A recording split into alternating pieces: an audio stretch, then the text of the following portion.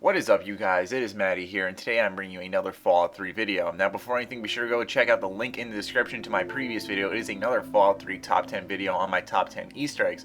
So if it ain't broken, don't fix it, and as you can see, these top 10 videos do awesome. So I figured I'd bring you guys another one to round off this weekend. So today we're going to be talking about our top 10 favorite locations in Fallout 3. I encourage you guys to leave your comments down below and let me know what you guys think about the locations in Fallout 3 and what your favorites are. But anyways, without further ado, let's hop right into this. At number 10 for me personally is Little Lamplight. Now, at first I hated this area because of all the little shits and the way they talk to you. You know, you stumble upon this cave during the story mode. You think it's just going to be another cave with some raiders hidden inside it or something along those lines. But nope, it's a bunch of little kids and they're cursing at you and talking down to you and stuff, and it's like, oh, why can't I just shoot them? And unfortunately, in video games, you can't kill kids. But anyways, I also kind of like this area because, like I said, it's very different, and that was what was awesome about it. Was that, you know, it's run by little kids, these independent children somehow fighting to survive in this post-apocalyptic wasteland. I don't know, I just thought it was very cool to see that in a video game. At number 9, we have the Tenpenny Tower. Now, I've talked about the Tenpenny Tower in my favorite quest lines, and I really like this place for that same exact reason I said in the top 10 quest video, was that I really like how they turned a hotel into a form of civilization. And it actually comes with some interesting quest lines in there. I won't spoil them in case for some reason you have not played Fallout 3. But yeah, it's an overall a very different area. And I also like Alistair Tenpenny. He's a very, very evil man. You know, just sitting at the top of the hotel, just sniping people crossing along the wasteland and stuff. It's a very interesting area, to say the least. At number 8, we have the Bethesda Ruins. Now, what's interesting about this place is not the way it's designed or the way it's laid out, but more so the story behind this. So, as you can tell, it is named after the company who did develop this game. But what's interesting is that this location is a reference to the town of Bethesda in Maryland, the location of the original headquarters of Bethesda Software. So I thought it was awesome. I love when games do that, where they put references to past titles or what they've done, or just referencing themselves. A good example of that is what's out right now, Infamous Second Son. They reference Sly Cooper all the time. They reference Sucker Punch all the time. I just love when games do that, and it was really shocking to see Bethesda do that. But the story behind this area is very interesting as to how it's referencing their headquarters. At number 7, we have the Pit, the bridge to be more specifically in this Pit DLC. Now, if you did not know, the favorite piece of DLC of mine in Fallout 3 is the Pit. But the reason I like the bridge so much is because it actually provided a interesting challenge. It was laid out with, and this is not to say that there aren't places in Fallout 3 that do have this, but the way it was kind of laid out with all these traps along it, and then there were snipers, and then there were dogs attacking you on the way there.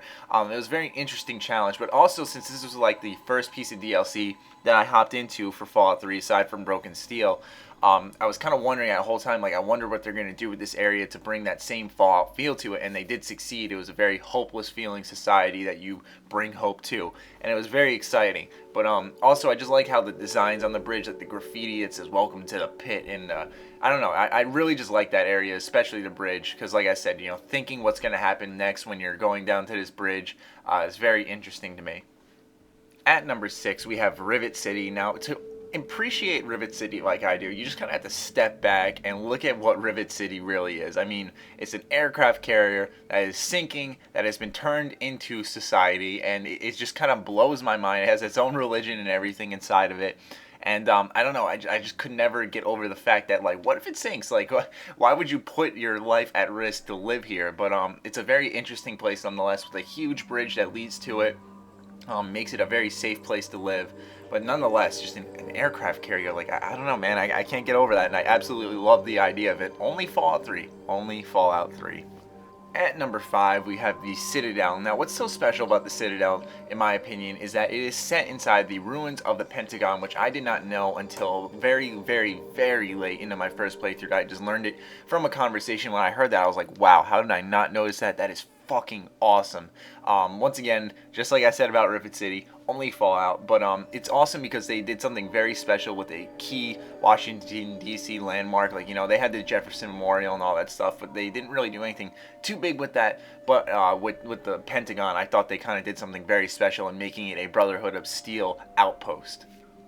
At number 4, we have the Oasis. Now, like I said during my top 10 quest video, what's so special about the Oasis is that it's a very fresh change of pace for the game, as you know, you're used to seeing all this bland, dry land, everything's dead, desolated, and completely gone, and then you stumble upon the Oasis and it's just covered in beautiful green trees and actual life is there, and it's just a very interesting change of pace, and I really like it, especially alongside the quest line there where you can choose to burn Harold to the ground or save him, and it's very interesting in that quest line. But alongside that, just the area itself is very beautiful for Fallout 3 standards in 2008.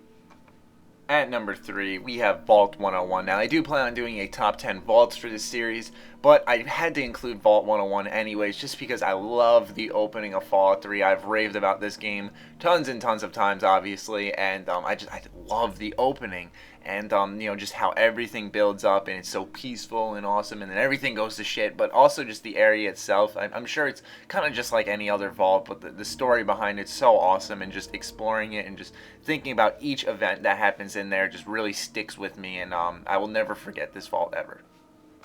At number 2, we have Megaton. This is probably the first or second town most of us stumbled upon. You exit the vault, you go through Springvale, and then you go to Megaton. And I'll just never forget, walking upon it and being like, what the hell is this? And, hearing the robot go, welcome to Megaton. And you go inside, and the guy approaches you, Sims. And then you see like an atomic bomb in the background. You're like, what the hell is going on here? Only to find out that the children of Adam built this place and are allowed to worship it. And it's just a crazy area, but it's also just so awesome that it's built around the bomb. Obviously including the quest, The Power of Adam, where you can choose to blow up the town, which I usually do. Or you can choose to save the town because, you might be a good Samaritan, but I am certainly not. And finally, at number 1, Maddie's favorite area in the game, you could easily guess it, is Tranquility Lane. That's a no-brainer. If you follow my channel, you know I love Tranquility Lane. It's such an awesome area, more so the quest line, but like I said, just similar to Oasis, it's a very fresh change of pace, especially if you're just grinding through the story mode. Used to going through all these office buildings and everything's destroyed, and then all of a sudden you get sent in the Tranquility Lane. It's just this interesting change of pace, but it's also the quest line there, like I said, turning into the pint-sized slasher. I almost forgot his name for a sec there, and just killing everybody and losing karma. I don't know, I just thought it was an awesome change of pace, a very awesome quest line. Obviously my favorite quest in the game as well. But yeah, what are your top 10 areas, or just your favorite area in general in Fallout 3? Be sure to let me know in the comments down below.